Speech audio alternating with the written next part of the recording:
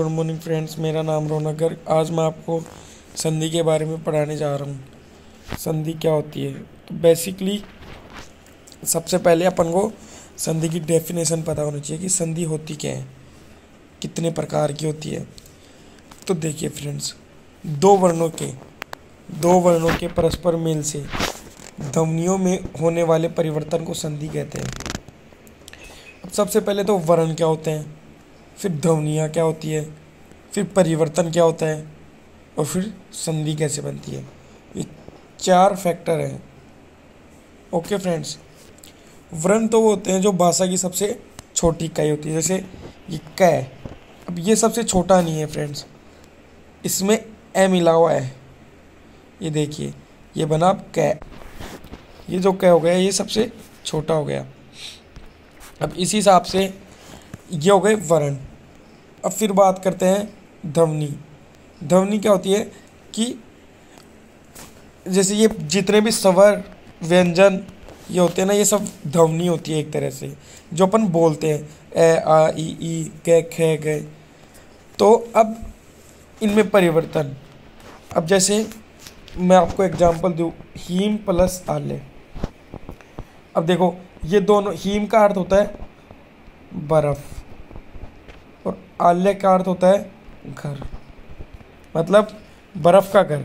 लेकिन इसमें इन दोनों के मिलने से परस्पर मेल हो गया दोनों के अंदर, और फिर एक नया वर्ड उत्पन्न हुआ जिसका नाम हुआ हिमालय।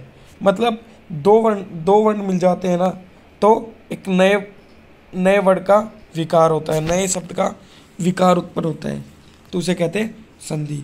फिर संधि तो हो गई, दो वर्ड अलग अलग होते हैं वो मिलते हैं।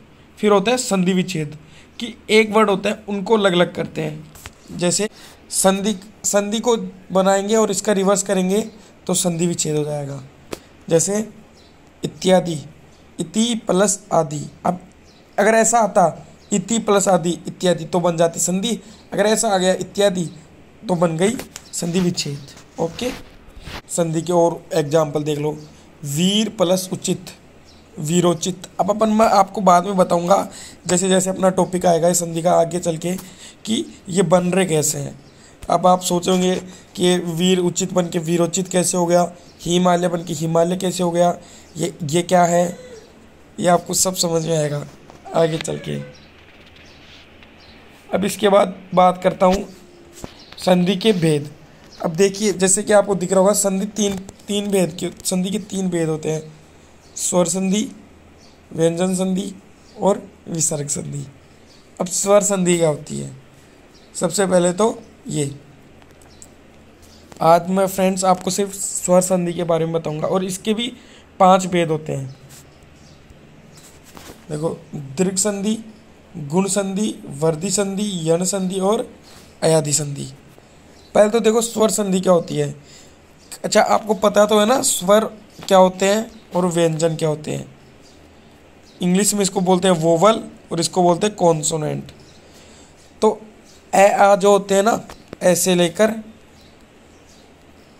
है तक, ये तो होते हैं स्वर, और कैसे ज्ञानी तक व्यंजन।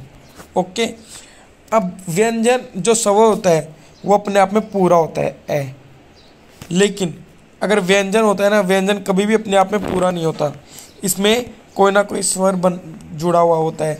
मतलब किसी स्वर के जुड़ने से ही व्यंजन बनता है, बाकी व्यंजन नहीं, अधूरा रहता है। ओके, अब संधि का अपन को पता चल गया कि संधि क्या होती है, कि दो वर्ण मिलते हैं तो उत्पन्न जो विकार होता है वो बनती है संधि।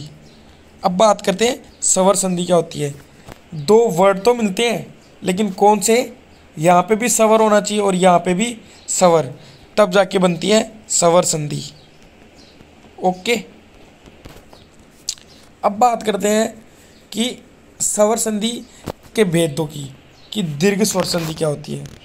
अब फर्स्ट ऑफ ऑल तो अपन को सबसे पहले ये पता होना चाहिए कि संधि बनाने के लिए 2 पद होते हैं, प्रथम पद और धन सेकंड पद, फिर बनती है बराबर में संधि। अब क्या होता है कि प्रथम पद, जो प्रथम पद होता है ना फ्रेंड्स, प्रथम पद का तो अंतिम शब्द लिया जाता है और सेकंड पद का फर्स्ट नंबर का क्या लिया जाता है, पद लिया जाता है। ओके, फिर दोनों से जो उत्पन्न विकार होता है वो होती है संधि। अब देखो, जैसे मैं उदाहरण के तौर पे समझाता हूँ, भाव प्लस अनुसार। अब देखो, ये प्रथम पद है ना, इसका तो अंतिम क्या है, वह, और जो ये अनुसार है इसका सेकंड पद का प्रथम शब्द क्या है, ए, तो वह प्लस ए। अब बात कर रहा हूँ मैं स्वर संधि की। अब आप सोच रहे होंगे फ्रेंड्स, जब मैंने आपको बताया था कि दोनों तरफ क्या होना चाहिए, स्वर होना चाहिए, तब जाके स्वर संधि बनती है। अब आप सोचेंगे चलो ये तो स्वर है मान लिया, तो ये तो व्यंजन है ना वह, बट मैंने आपको बताया था कि व्यंजन अपने आप में पूरा कभी भी नहीं होता। पूरा कब होता है, जब उसमें स्वर मिला होता है। अब जब ये वह पूरा है तो इसका मतलब इसमें स्वर है, तो वह में देखो कौन सा है, वह प्लस ए, तो इसका मतलब इसमें कौन सा स्वर जुड़ा हुआ है, ए, तो ए प्लस ए, ये हो गया आ। तो भावानुसार। अब दीर्घ संधि की बात करें, अब जहाँ पर अपन संधि की बात करें दीर्घ की, तो इसके कुछ रूल्स होते हैं। क्या, इसमें क्या होता है कि दीर्घ यानी क्या होता है, बड़ा, और बड़े क्या होते हैं, जैसे बड़ा क्या होता है, स्वर में बड़ा क्या होता है, एक तो ए या आ, तो दोनों में से आ, फिर ई में से बड़ी ई, फिर बड़ा ऊ, फिर बड़ा री, ये सब बड़े होते हैं ना फ्रेंड्स, फिर बड़ा औ। तो जब दो एक जैसे शब्द मिलने, जैसे ए और ए बराबर आ, मेरी बात समझ में आ रही है, ये ए और ये ए, तो आ, फिर ए आ ए आ। अब आप सोचोगे ये क्या हो रहा है, ए आ।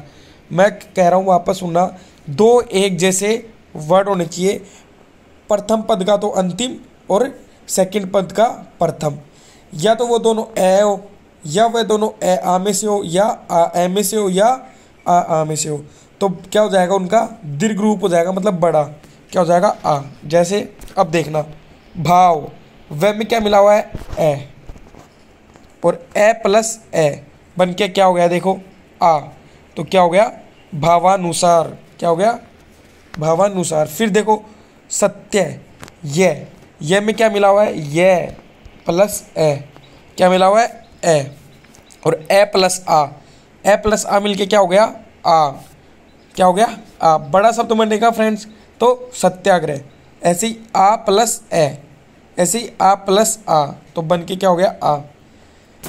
ये दोनों पद, ये देखो, ये प्रथम पद और सेकंड पद दोनों का एक सार्थक अर्थ निकलना चाहिए फ्रेंड्स, सार्थक अर्थ होना चाहिए, जिनका कोई निश्चित अर्थ हो, और उसके बाद उनका एक अलग ही अर्थ निकलेगा। सत्याग्रह, सत्य प्लस आग्रह, परीक्षा प्लस अर्थी, परीक्षार्थी। ये होगा एक जैसे वर्ण की बात, एक जैसे स्वर की बात, एक जैसे होनी चाहिए। देखो ए आ एक ही फैमिली से बिलोंग करते हैं, ए आ, फिर ई एक ही फैमिली से बिलोंग करते हैं, ई और ई, फिर ऊ एक फैमिली से बिलोंग करते हैं, फिर री एक फैमिली से बिलोंग करते हैं, फिर ओ एक फैमिली से बिलोंग करते हैं, और इनका बनेगा कौन सा, बड़े वाला। अब देखो ई और ई, छोटी ई मिलके क्या हो गई, बड़ी ई।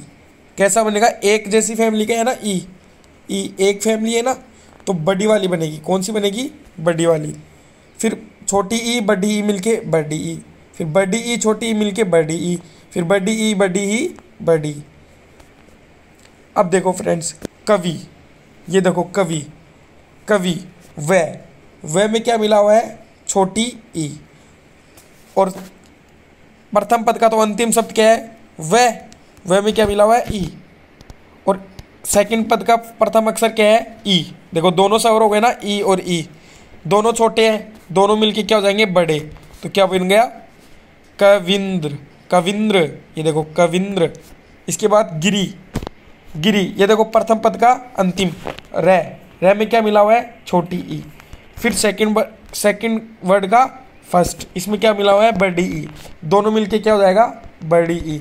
क्या हुआ, गिरीश, क्या हो गया, गिरीश। ऐसे ही गिरी प्लस मही प्लस इंद्र, छोटी बड़ी, ये देखो कौन सा है, बड़ी ई प्लस छोटी ई मिलके क्या हो गया, बड़ी ई। तो ये फ्रेंड्स आई थिंक आपको समझ में आ रहा होगा। अब इसके बाद बात करता हूँ ऊ की, ऊ वाली फैमिली की। अब देखो ऊ वाली फैमिली में क्या होता है, ऊ और एक बड़ा ऊ। अब बनेगा तो कौन सा, दीर्घ संधि है तो बनेगा तो बड़ा ऊ, लेकिन या तो दो ऊ छोटे मिल जाए, या एक छोटा एक बड़ा मिल जाए, या एक बड़ा एक छोटा मिल जाए, या दोनों बड़े मिल जाए, तो बनेंगे क्या, बड़ा ऊ। तो देखो भानु प्लस उदय, भानुदय। ये देखो भानु का प्रथम वर्ड का अंतिम अक्षर क्या है, नू, पर नू में क्या मिला हुआ है, न प्लस ऊ, और ये दूसरा क्या है, ऊ। एक चीज और फ्रेंड्स, जब अपन स्वर संधि की बात करते हैं, दीर्घ स्वर संधि की बात करते हैं ना, तो जो अंतिम वर्ड होता है, जो प्रथम पद होता है, उसका जो अंतिम अक्षर होता है वो तो व्यंजन में मिला हुआ हो सकता है, हो भी सकता है और नहीं भी हो सकता, जरूरी नहीं है। लेकिन जो सेकंड पद का प्रथम अक्षर होगा उसको पूर्णतः स्वर होना ही जरूरी है। मेरी बात समझ में आ रही है फ्रेंड्स? सेकंड पद का प्रथम, सेकंड शब्द का प्रथम पद हमेशा स्वर ही होना जरूरी है, और प्रथम पद का अंतिम अक्षर शब्द स्वर भी हो सकता है पूर्ण रूप से, या व्यंजन में मिला हुआ स्वर भी हो सकता है। तो ये बात आई थिंक आपको समझ में आ गई होगी। चाहे आप सारे उदाहरण देख सकते हो अपने, ये देखो इसमें इन सभी में देखो प्रथम पद में तो ये मिले हुए हैं व्यंजन से, लेकिन जो सेकंड पद वाले ये पूरे हैं, इसमें भी यही है, और अगली वाली फैमिली में भी यही है।